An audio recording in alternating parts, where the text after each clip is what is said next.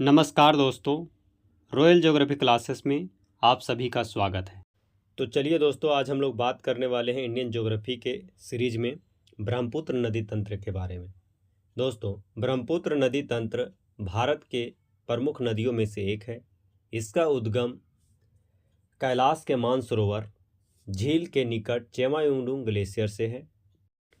दोस्तों, इसकी कुल लंबाई 2900 किलोमीटर है और यह ब्रह्मपुत्र नदी तिब्बत में सांगपो के नाम से बहती है।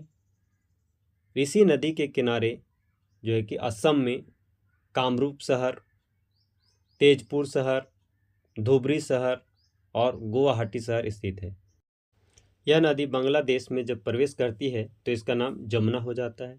गंगा से मिलने के बाद यह जो है कि पद्मा के रूप में आगे बढ़ती है। कुछ ही दूरी पर जाने पर इसमें एक और नदी मिलती है, मेघना। मेघना के मिलने पर इसके संयुक्त धारा को मेघना कर दिया और इस प्रकार यह अंततः जो है कि बंगाल की खाड़ी में अपना मुहाना बनाती है। अब हम लोग इसको देखते हैं कि इसकी प्रमुख कौन कौन सी सहायक नदियां हैं, तो इसको मानचित्र के माध्यम से हम लोग अब आगे चर्चा करेंगे। दोस्तों, ये है हमारा कैलाश पर्वत श्रेणी और इसी के नज़दीक में है मानसरोवर झील और इस यहीं पर है एक ग्लेशियर, चेमायुंडुंग ग्लेशियर, जो आप देख सकते हैं। और इसी जगह से ब्रह्मपुत्र नदी का उद्गम हो रही है और तिब्बत में इसे सांगपो के नाम से जाना जाता है। और यह नदी देखिए, यह पूर्व की ओर बहते हुए आगे बढ़ रही है और इस तरह से यह जो है कि नामचा बरवा तक पूर्व दिशा में बहती है। यहाँ पर इसकी कुल लंबाई 1200 किलोमीटर है। नामचा बरवा में एक महाखंड बनाने के बाद हिमालय को काटते हुए जो है कि दक्षिण की ओर मुड़ जाती है। जब यह नदी नामचा बरवा को पार करती है और अरुणाचल प्रदेश में प्रवेश करती है तो इस समय इसका नाम दिहांग नदी के रूप में जाना जाता है। दिहांग नदी जब असम के पासीघाट सदिया के पास पहुंचती है तो इसमें दो सहायक नदियां आकर के मिलती है। एक दिबांग जो कि तिब्बत पठार से ही निकलती है और दूसरा है लोहित। ये दोनों नदियां आकर के पासीघाट में मिलती है और इसी स्थान से इस नदी का नाम जो है कि ब्रह्मपुत्र पड़ता है। ब्रह्मपुत्र नदी जो है कि धुबरी तक बहती हुई जाती है। दोस्तों, एक चीज़ और यहाँ पे ध्यान देने वाली बात है, असम में पासीघाट के पास ही माजुली द्वीप का निर्माण होता है जो विश्व का सबसे बड़ा नदी द्वीप है। दोस्तों, ब्रह्मपुत्र नदी जब आगे बढ़ती है तो लखीमपुर के पास इसमें दाहिनी तट से एक नदी आकर के मिलती है जिसका नाम सुबनसिरी है। सुबनसिरी नदी एक जो है कि पूर्ववर्ती नदी है और यह तिब्बत के पठार से इसका उद्गम है और यह जो है कि अबोर और मिसमी पहाड़ियों के मध्य से होकर के यह असम में प्रवेश करती है। यहीं पर कुछ दूरी आगे बढ़ने के बाद इसमें धनसिरी नदी बाएं तट से आकर के मिलती है। कुछ दूरी आगे बढ़ने के बाद इसमें कामेंग नदी दाहिने तट से आकर के मिलती है। इस नदी का उद्गम आबोर पहाड़ियों से निकलकर कामेंग नदी जो है कि इसमें आकर के मिलती है। कामेंग नदी के बाद इसके बाएं तट से पीली नदी ब्रह्मपुत्र में आकर के मिलती है। थोड़ी और दूरी जाने पर मानस नदी जो कि तिब्बत पठार से निकलती है और भूटान के मध्य से होते हुए आती है और जो है कि ये असम में जाकर के मिल जाती है।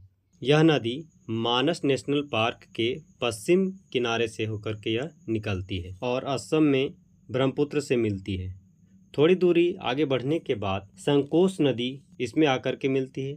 यह नदी भूटान की प्रमुख नदी है तथा असम और पश्चिम बंगाल के बीच कुछ दूरी तक सीमा का निर्धारण करती है। इस नदी को गदाधर नदी के नाम से भी जाना जाता है।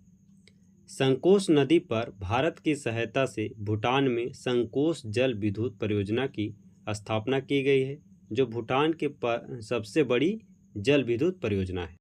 तीस्ता नदी, दोस्तों, ब्रह्मपुत्र के सबसे पश्चिम दाहिने तट पर यह नदी मिलती है जो कंचनजंगा श्रेणी से निकलती है तथा दक्षिण की ओर प्रवाहित होते हुए दार्जिलिंग की पहाड़ियों को दो भागों में विभाजित करते हुए ब्रह्मपुत्र में अपना मुहाना बनाती है।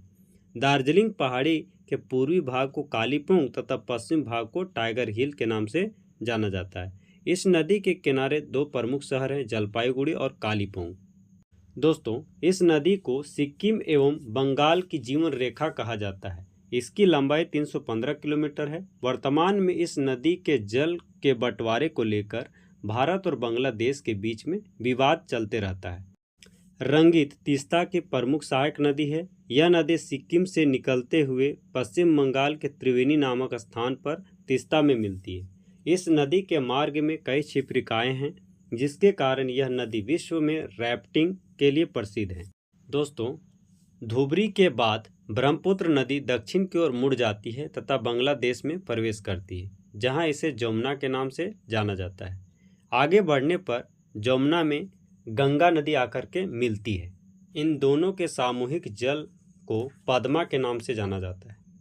पद्मा में एक सहायक नदी मेघना आकर के मिलती है। मेघना नदी मणिपुर की पहाड़ियों से निकलकर एक तीक्ष्ण मोड़ बनाते हुए पश्चिम की ओर प्रवाहित होती है।